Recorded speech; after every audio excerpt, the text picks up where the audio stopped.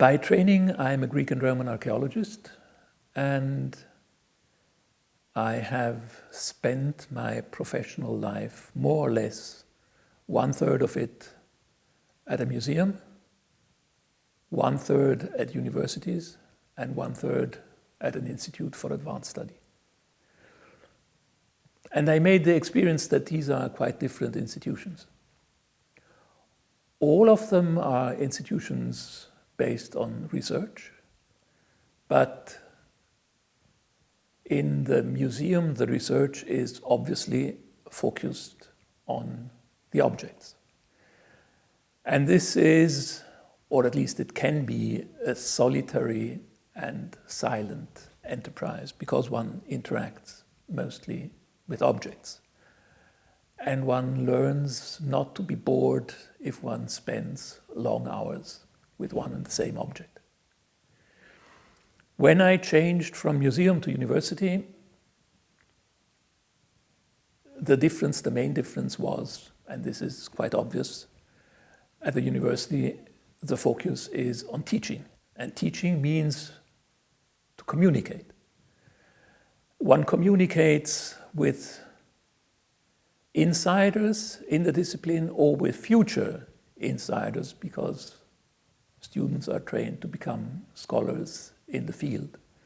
So the whole enterprise is very interactive, and one interacts with future colleagues in the field and trains a certain kind of insider communication.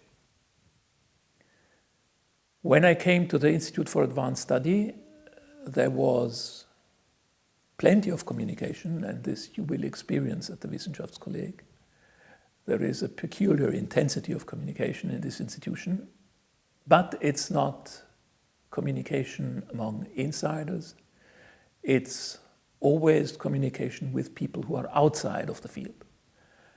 And this requires, I think, different strategies and a different kind of behavior. If I look back to my own research has been focused both on Greek and Roman material. I have been working on portraiture, Greek and Roman, most recently on the portrait of Socrates.